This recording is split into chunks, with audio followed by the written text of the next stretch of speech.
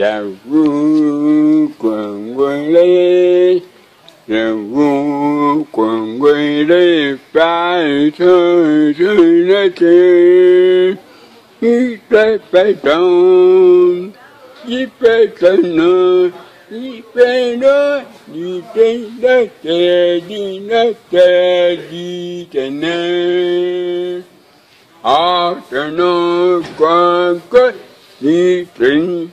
Congo Maximum, pour votre connaissance, votre découverte, mesdames, mesdemoiselles et messieurs, bonjour, bienvenue à cette émission, votre émission spéciale de découverte de connaissances. Quand vous me voyez comme ça, je suis à côté d'un monsieur que vous connaissez bien, Papa El Retin, avec notre sujet, phénomène fille-mère.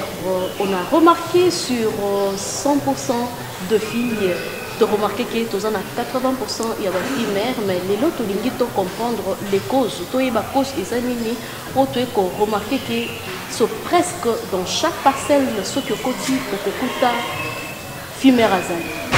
Fille mère azali, mais les longs tous awa na papa était ensemble pour tout comprendre les causes de c'est quoi. Là maintenant je profite de l'occasion pour dire bonjour à papa El Retin. Bonjour papa. Bonjour maman Mago. Ok, et papa El Retin, les lots tout ça na likambo ya phénomène fille-mère parce que tu peux comprendre que et comme likambo moko dans chaque parcelle on a qui cherche ça ce que quand il faut que 2, 3, 4 filles mères sur 100% il y a des filles, il faut aux autres 80% il y a des filles mères, 20% il y a des filles au normal. Tolingi siko les lots comprendre les causes et ça nini mais à liboso to comprendre na nos filles mère azanani pour tout monde ils a composé na deux mots fille na mère ce qui peut expliquer biso fille mère azanani. Merci, je suis grandement béni aussi pour avoir cette opportunité de développer sur la fille mère. Il y a deux mots là. Oui, il y a deux mots. Il y a fille qui est un enfant normal, qui a pris l'âge, une fille belle, un enfant normal, d'un parent, d'une famille quelconque. Et on ajoute maintenant, elle devient mère. Elle est mère parce qu'elle vient d'accoucher sans être mariée. Parce que c'est la fille qui est mariée, on l'appelle directement madame. Et comme elle est fille, mère, c'est-à-dire elle a fait déjà les enfants sans être mariée. C'est juste une petite explication que je peux donner pour signifier fille, mère. Oui, merci beaucoup papa El Retin. Kasi fille, mère, à sa fille, mais assis à Boti et pas na bangonde, a commis fille, mère. Kasi nini sali, qu'est-ce que fait qu'il a comme fille mère? Parce que sa fille, il faut azer là-bas, ya ko bala ke ne pas naie, a ke ne ko sala ko bana naie et pas naie. Mais qu'est-ce que fait qu'il ba benga esiko yo fille mère, on a kati na bango eza nini au juste? Justement, les autres phénomènes comme populaires à Kinshasa. Et c'est pas seulement à Kinshasa, mais même en Europe. Même en Europe. Même par-ci par-là, en Afrique, partout. Bon, ce phénomène qu'ils ont développé une vitesse incroyable, avec une précision, exactitude mathématique et précision scientifique. C'est pour vous dire que la pauvreté, il faut condamner la pauvreté, que ce soit sur le plan spirituel, sur le plan physique. Comme conséquence, fille a commis mère. À quel patron alingi à conditionner à comment machine pour avoir l'emploi. Et une fois connaître, rendre fille, mère, abandonner. Et nous constatons qu'il n'y a pas même 40 filles. Et comme nous avons un système pour aboutir, comme il n'y a pas de conséquences, il y a l'équipe à robota, parce qu'on ne fait rien. Les parents aussi vivent leur possibilité, la pauvreté. Ils ne savent pas comment même tourner sur les filles pour dire que non, je ne veux pas ça. Voir même parents qui ont kitoko. Biso to fandi boui kaka total kitoko na yo. Et vous comprenez que ça devient maintenant, dans un sens plus aigu, très dangereux maintenant pour le gouvernement, pour la famille et pour notre État. Alors, comment y a que ce phénomène qui est là aussi longtemps que les éléments qui cause autres énumérés, vivantes. Ce sont des causes réelles. Moi, avec 1000 francs, mais à Zongeli, on a poulet. Yo parents ont tout naté comme poulet n'est au monipé à radier soit loué. Et comprenez que lobby fille wana comme fille mère parce que les sources où ils ont coupé ça un bon gauche droite pour accommoder quoi ba mususu. Ils ont toujours la source gauche. Comme conséquence, nous avons coupé ça un bon à collingaté après ça un bon gratuitement. Il faut alukaneni na récupérer. Alors tout ça ce sont des choses réelles. Moi si azana ba camarade bazana Android, un portable à cher. Il y a ça à l'équipe on a kitoko, mais azana rien. Voyez un peu ce complexe là. Et il sera obligé à que le côté na ba circuit ya ba mususwana o ba kata mutu. Ba chesinga na kingo. Pour na isinga na ye ça lui dit rien. L'essentiel que aye la yo Android. Et vous avez mon bloc ils ont ça là que toujours comme la multiplication de filles mères, la pas comme le quoi un système quoi ba sac moko boye mutazo même pour la sortie. Au talé pas ba voisin attaque 4 filles mères dans le pan où il y a 10 personnes. Ce que tu as côté mususu dans le pan où il y a 20 personnes, il y a 16 filles mères. Maintenant tu n'as pas naïe bazo matagrade. Ok, papa a le retard. La réponse n'a eu le bi au toucher pauvreté. Au lobby même na poto pe ba fille mère bazali. Mais ceux qui ont touché pauvreté, moi je suis sûr que na poto pauvreté ils a payé le cola awate. Et puis une chose est que ceux qui ont la province, na province pauvreté ils a ma casse plus que ah on a Kinshasa. Mais quand même ceux qui na ba province au kokuta to ya ba fille mère et zamu keke awa. Mais ceux qui le vivent pour la pauvreté, je suis sûr que na poto ekoki ko sale maté. Ngana on mona que c'est bino ba parents boza à la base ya bana na bino ba comme ba fille mère. Vous avez raison parce que les parents aussi baza base ou cause ya phénomène fille mère. Un parent qui n'a pas été bien rodé dès sa jeunesse. Comme on a beauté à moi comme richesse. Entre-temps, elle se voit dans une pauvreté. Vous comprenez de Vilokwana? En Europe, par exemple, je parlais de l'Europe. Nous vivons là-bas, nous voyons ce qui se passe. Chaque fille sera commise à l'âge de 16 ans, 17 ans. Il n'a pas besoin d'être guidé. Et puis, toi-même, parent, tu n'as pas même le pouvoir encore de couper ça ordre. Elle peut sortir avec ses copains 3 jours, 4 jours. Sera zongi. Comme conséquence ces années. Comme fille mère. Alors il y a aussi le phénomène, il y a l'avortement, il est caillé. Et ce sont des histoires réelles. Au Kutapuna, bon, on peut parler que l'Europe est en pauvreté. Non, pauvreté, Zali. Par rapport au niveau des vies, il y a rouler carrosse, un standing beaucoup performant. Par rapport, il y a tel aussi qui envie cette fille-là. Et à côté de la circuit, soit attaqué comme un peu, c'est pas un drogueur, et il gaspille ça comme n'importe comment. Il peut vous amener dans un hôtel de luxe de 12 étoiles, 7 étoiles, au ça 4 jours, 5 jours, au savourer puissance et un bon naï. Finalité, comme un fille mère, parce que tu n'es pas marié, t'appelles pas madame, on n'a pas doté chez toi. Mais il y a gâteau fanda, et comme belé. Il faut vous compléter encore. Il y a des parents qui exagèrent avec les dots. Oui, aussi ça.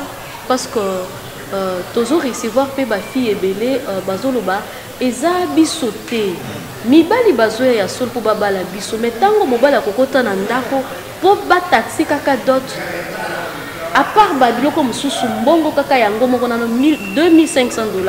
sikotango bakokota na ba divers mususu na ebité ceux qui mobile yaza incapable moya ba les ate or mobile alingi mwasi mbotango siko bino bo taxer cher akoluka siko raccourci wana mbala moko fi mwana na yo akomi fimère au moni ba raccourci wana c'est ce qui nous amène à ce que nous déplorons. Yo parents ont compliqué moi na mobile wana parce que au moni yaza na voiture té par rapport à la beauté à moi na yo moi si ozomona ke il faut kokana na batuya akomi marchandise moko élevé na niveau moko exagéré et il y a aussi des conséquences la fille mère et comment on a moi na msusu pour na ba parents ba vie Dieu soit loué parents moi na bazoya kozwa na jeep fumé bazo bimisaï devant les parents et parents il n'a pas même besoin de poser la question que wana nani yo moi avant de déplacer au ticket maman $100.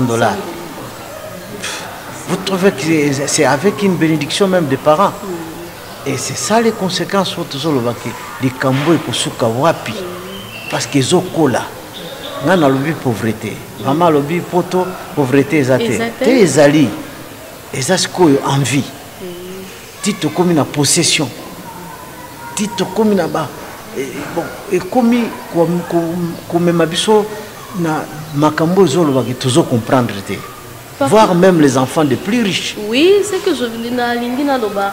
Et ça fait ngana omoni ko zala peut-être influence ya évolution moko boye tellement que on a remarqué comment on a fait moi na ipana bango nyonso ezali. Oui. Et ça fait na ba mibali ba ota ba bito ko ki kokota neto balaye. Ben omoni lobi a comme fimère.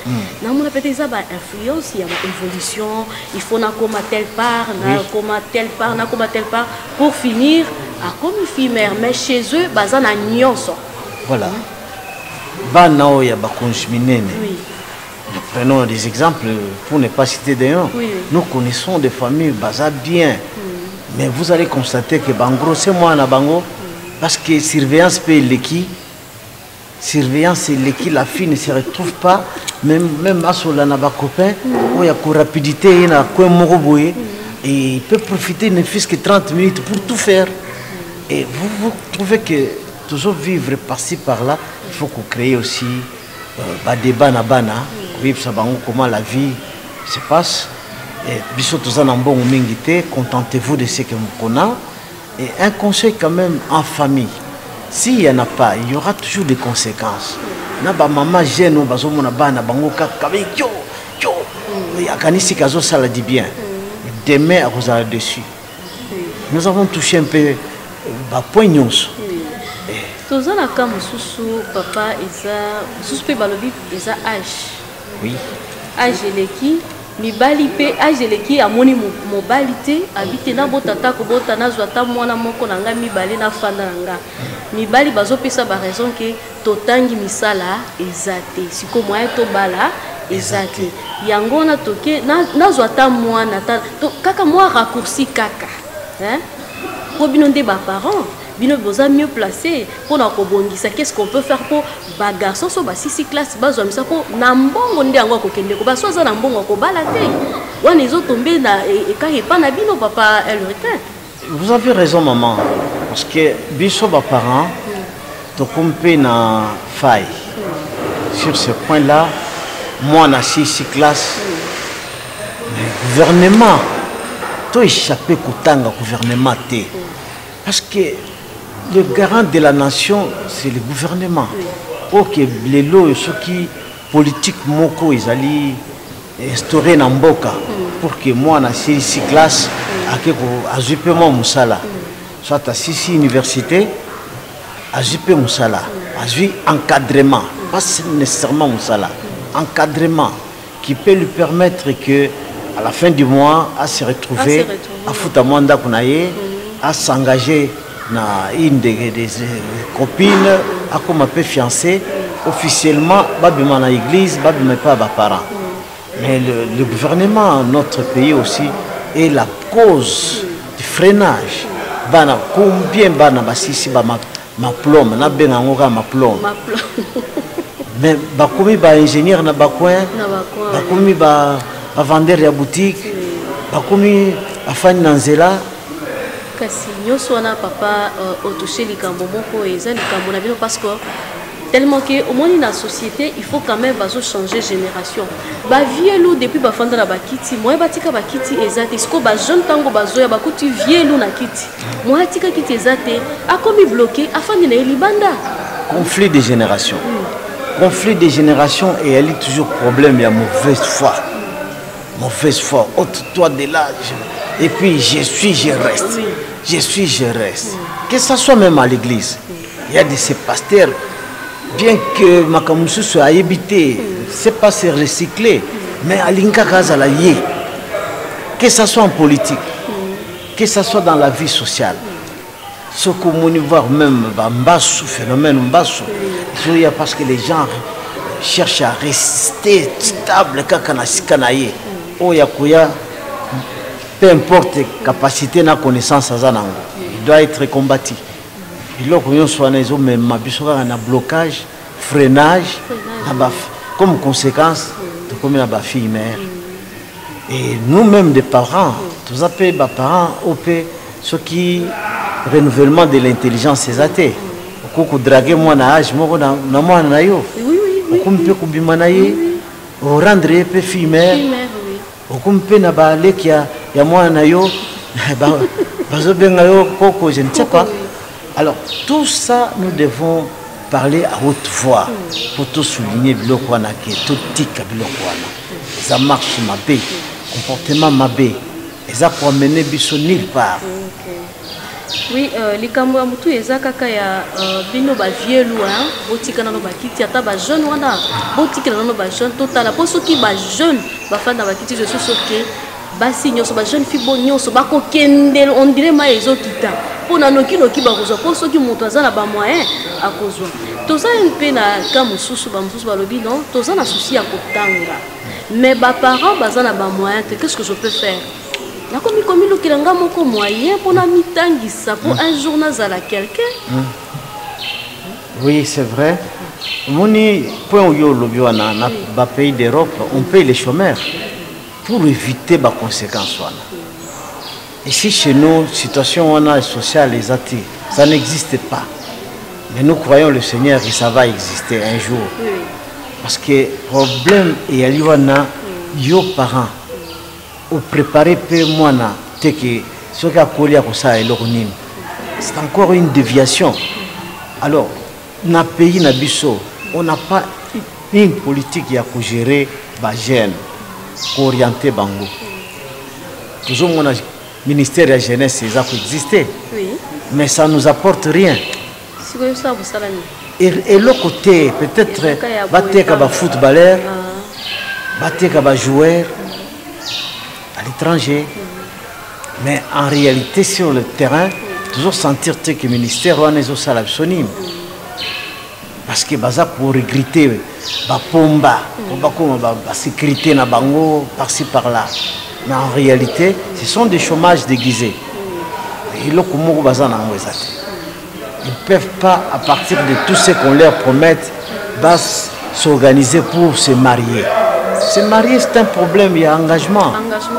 Même si tu n'as pas beaucoup, mais présentez-vous quand même chez les parents qui n'ont pour faciliter la tâche.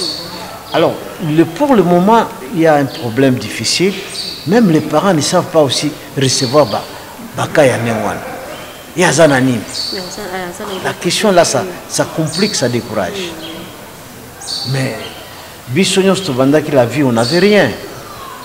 Mais Dieu bénit petit à petit, tout comme il n'a pas moyen. Et nos enfants aussi peuvent commencer comme ça. Mais soyez logique que ces bébés, et comme il y a Zananim, il y a Saraganim. Il y a Zananim. Et ça complique, ça freine. Ce sont des questions réelles que nous vivons sur le terrain, mais qui freinent le développement dans notre pays. Voilà. Oui, papa Loretta, Ngana Moni, la grande chose, c'est l'éducation.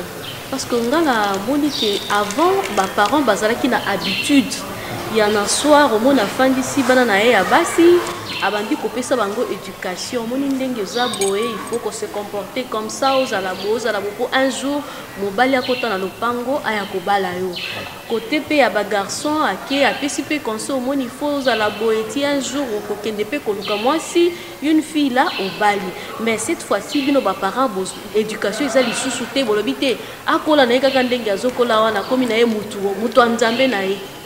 Oui, vous en avez raison. Nazo pesa yoka a raison. Ma camion sur le zolo bawana ezali réel. Ce sont des faits réels. Mais ceux qui ont papa mon ozo pesa mwana na kombo, o mobali abasi. Oui. On peut essayer déjà en Zélanie. Zélanie aza abasi belé ko. Voilà. Et puis sur Azana basi belé engrossé là-bas, engrossé ici. Yo yambi bana wana. Récolter. Et tu as encouragé le mal. Oui. Maintenant par contre, côté abana na yo ya basi. Attendez-vous aussi, basi bango bazemi. OK. Et des fois, il y a des conséquences réelles de tout ce que nous prêchons. Voilà.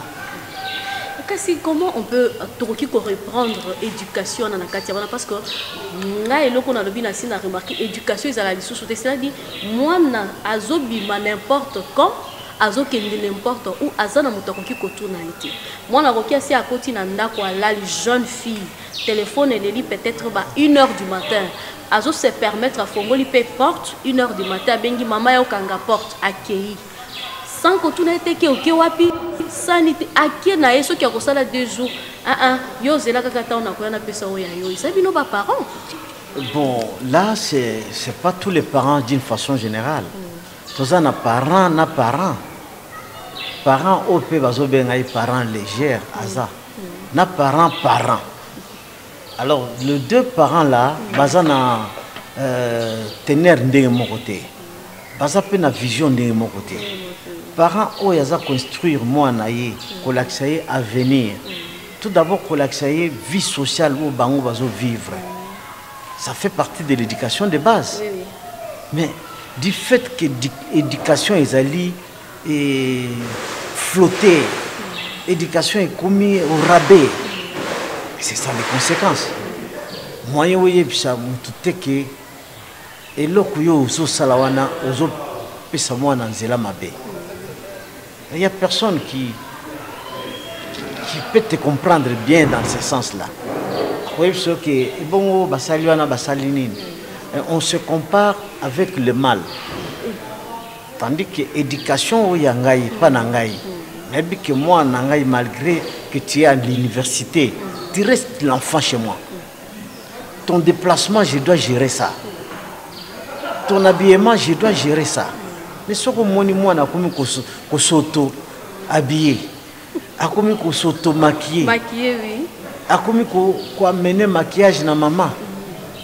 Ah, là, tu s'appelles maman. Ah, là, tu s'appelles maman. Ah, là, il s'appelle Nandako, papa lié, maman lié. C'est ça, là où je parlais, que la cause est tout d'abord l'État congolais, qui ne sait pas mettre l'homme à sa valeur. Avec ce qu'on paye nos parents, on ne sait pas même comment gérer l'éducation. Et comme conséquence, il y a déviation. C'est là où nous disons que phénomène, il y a fille-mère. Moi, je pense que ça les lotés qui aussi là. Par contre, tant que la pauvreté est en train de grandir, ce phénomène est au cola, voire même les enfants de 12 ans, pas comme qu'on soit basé. Et là, qu'est-ce que vous allez dire? Comprendre parce que avant ils allaient quitter il faut monter comme 17 ans 18 ans mais na mikolo moi na 12 ans je ne sais pas lingana comprendre mais comprendre te toujours comprendre te ngana zo comprendre comprendre ezaka pauvreté leki pour moi na wana soka yelio sosomi balé oui omoni pe akomi na zemi.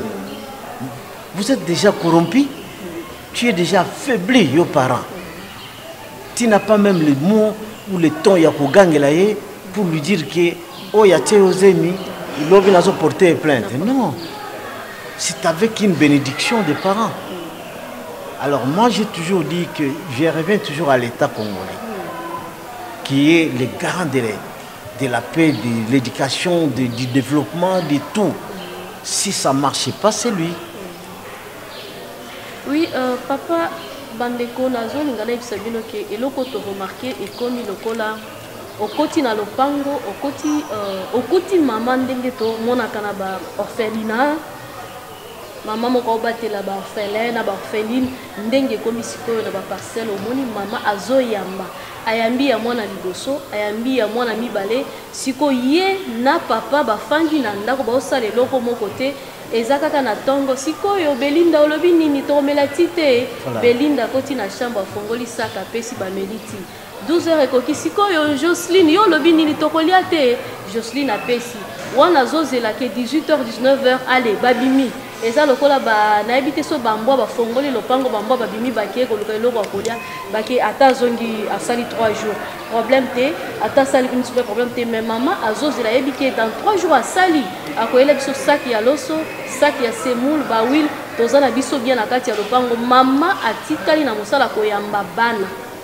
tikali kaka baye na mwana azwi zemi et puis papa elle était eloko ezopesa nga tristesse eza ya azwi zemi mama azo entretenir zemi wana très bien oui jusqu'à ce que akobota boti pe a récupérer mwana tikali ya ye atiki mo fi wana libre zongela musala na yo nga na kokolisa yo banda oyaka na miliki moi savon moi poudre et sili papa elle retient na koloba na yo toucher likambo ya l'état mais nazo le basco likambo moko oyo ebele pe baza ba orpheline eza na problème ya papa akufi mama akufi lopango baboto li famille boto lopango l'état a olandela take ba orphelin batika na position nini wana siko soki fi atikali ye muka kolata ndenge nini akolia ndenge nini wana mi lancer pe na eloko wana parce que bino nde boza mieux placé na kati ya l'état bokoki kosala que olandela vie ya ba orphelin ba batikali parce pour encadrer bango.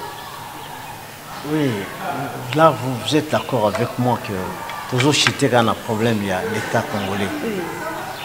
Yo oyebi ki toza sans défense papa kufi ba famille ya papa ba ekobotela biso lopango ba bwaki bana libanda les conséquences ya bana wana comment ba ko vivre dans de bonnes conditions ba comment ba fille mère avant parce que encadrement moko ezate que ça soit ya famille que ça soit ya l'état ezate donc eza phénomène moko toujours ba interpeller l'état congolais que yende père yende mère ya éducation soki tozana makambo tozozongela kaka ye il y a pas moyen qui a échappé prochainement organiser aussi une émission avec quelqu'un où il y a zako Jeremboka comme ça à contredire biso par rapport à un phénomène réel. Nous disons que c'est l'état qui est à la base ya déviation union sur mers. Parce que ce qui a télémélian, et le musée à Kotakao, n'a pas de na bis, n'a pas position mabe. Fimbu. Et c'était réel. Discipline moko Kotaki. Pas na basi ya ba jipette, ya ba kilote mikuse, ba bungaki. Ba zongelaki maputa. Ba garçon ya ba taille basse, ba limwaki. C'était une période où rigueur Kotaki. Mais à un moment donné. Alors, comment on peut casser cette histoire ici, un phénomène filmé? Oui. Question Isaac Kitoko. En tout cas, phénomène à fille mère, tous à quoi interpeller par pasteur. Baye ba maté nini ba koko pesa na ba église na bango. Ça na pasteur moko na yebi pasteur wana za vraiment charismatique. Ate ya kamukaya. Oui. Mutu nyonso akoti na église wana oyebika ke loko wana fo longola. Déviation ezala pas ya ba jeune ezala pas ya ba mikolo. Mais l'État peut aussi le faire. Et il y a de ces églises là laisser aller les qui. Oui. Les conséquences que nous déplorons ici, les appels à kati ya ba église. Tous ces ba pasteur bazo maté ya bien pour na kuzongisa bana na nzela. Ata kufeli papa aux orphelins de père de mère. Mais l'église est là. L'église est là. Comme quand maté à Basal Nzambe. Mais quand nous allons plus loin, on peut taper Basal Nzambe na katia ben, na katia danger pe, baza pe ko noyer bateau. Oh baza pour renouveler l'intelligence. Alors tout ça toujours senga. Éducateur, enseignant à l'école, asala musala na ye azongisa bana nzela église esala musala nango basango bazongela pouvoir na bango ya koteya ba ramener ba jeune fille na autorité et non na légèreté biloko nyonso wana ensemble malgré la pauvreté za na mboka na biso mais néanmoins l'instruction ezala neti remède otoko kopesa na ba fille mère ayeba pe ke lelo soki bazobenga fille mère eza avantage te eza inconvénient linga babenga yo madame ata ezoya noki te patienter ekoya kaka voilà le conseil tokopesa bana biso baleki na biso parce que le même cas que nous traitons ici ça se trouve dans ma famille, dans ta famille, dans votre famille, vous qui nous regardez, il n'y a personne qui peut dire qu'il n'y a pas d'angaïté à moins qu'il y ait un alol. Tant que nous sommes ici bas, problème ils ont concerné et ça nous concerne tous. Toujours pour insister dans le gouvernement, vous êtes le moteur du développement. Et ce qui développement ils ont été.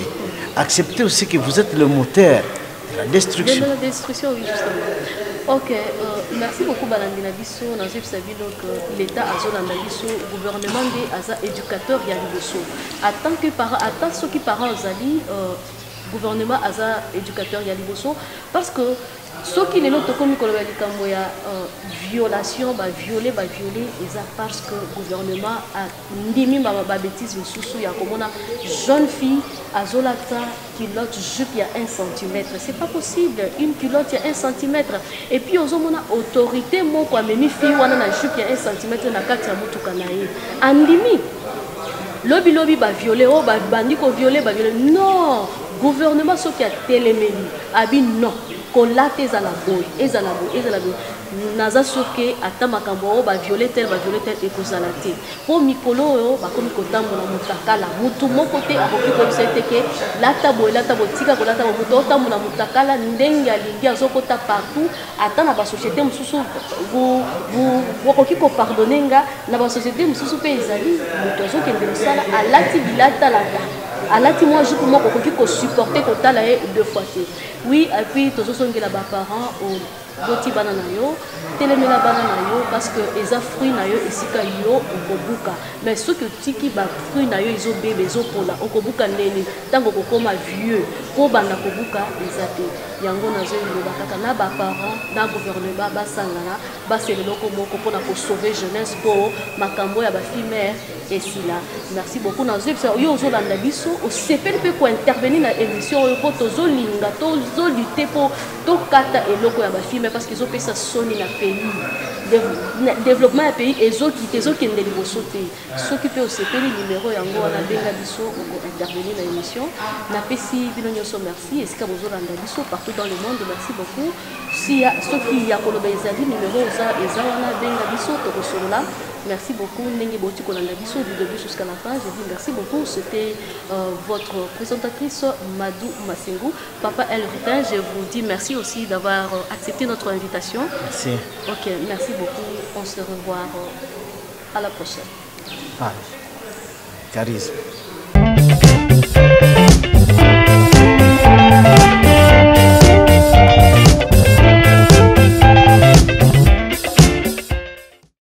J'avoue qu'on voulait pas sur la terre. Il fait pétant, il fait non, il fait non, il fait la terre, il tenait. Ah, c'est non, quoi. Ni tin que ni pète ni te ni pète ni tena ni pète ni tena ni pète après ton don ni te